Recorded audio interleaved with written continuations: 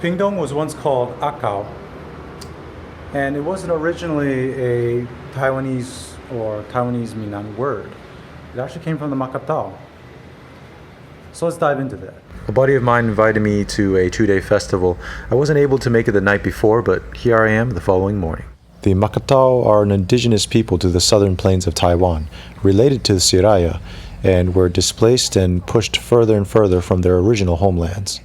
In the 1800s, they still numbered in the thousands, but with the successive Japanese and then Chinese nationalist regimes, many hid their identities and began to lose some of their culture. 300 years of existing on the colonial frontier, the Makatao society had changed. It was a hybrid now between the native traditions and those imported from Fujian.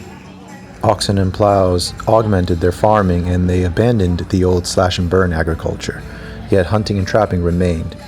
For hunting, they preferred to use their muskets, spears, and secondarily their bows and arrows.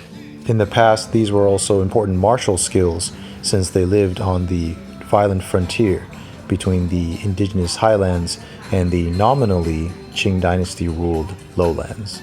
As you needed fast messengers for the village, running races were an important thing and are to this day. But of course, the frontier is no more, and Taiwan is today a thriving democratic society. While they form a core part of Taiwan's story, people like the Makatao are not officially recognized by the national government as indigenous peoples. Colonial administrations considered indigenous peoples those who had not sinicized, and of course the Makatao have strong Han influences. And yet they are Makatao, they are indigenous, and they are still here. Here are the Amumu. Ancestors were once venerated via jars of water, but because of being ravaged and attacked, replaced with a more durable stone. And here their dogs are venerated, part of what was once their hunting culture. And veneration for the ox, the beast of burden that would pull their plows before the tractor was invented. Clearly, they did adopt aspects of Han Chinese civilization and technology. And yet, the ancestors that are venerated and the way in which they are venerated has a distinct Makatao root and flavor.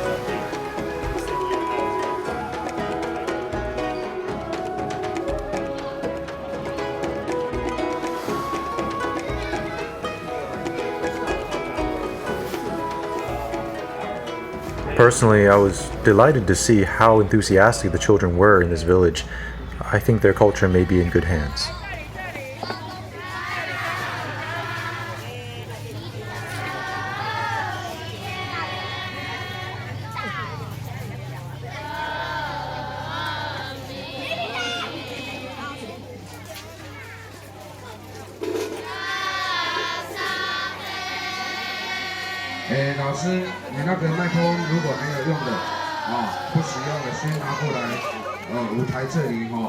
The Makatao and other people or plains indigenous peoples represent an aspect of Taiwanese identity and society and culture, one that is deeply affected by the colonial history and sits between the Han cultures and the indigenous.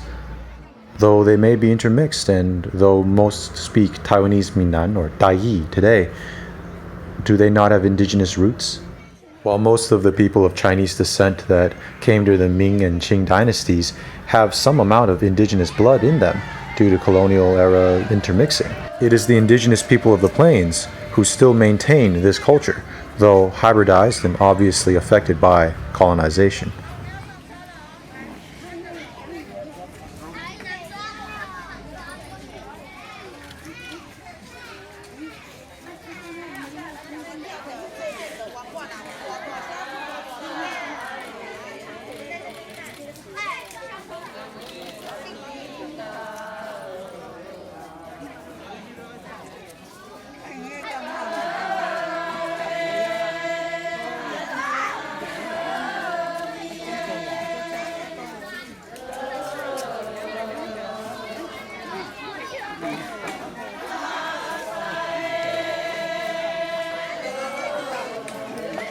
In the past, the Makatao fought for a place on the frontier between the Qing dynasty, the Holo and Hakka colonists on one side, and the Catalesian, the indigenous highlanders such as the Paiwan, on the other side. Today, as they revive their language and find confidence in their indigenous identity, they are here, still, fighting for a place. And they have certainly not given up. Anyways, I think that's something we can all learn from. Thank you for following me on my journey. Hasta yours. Peace.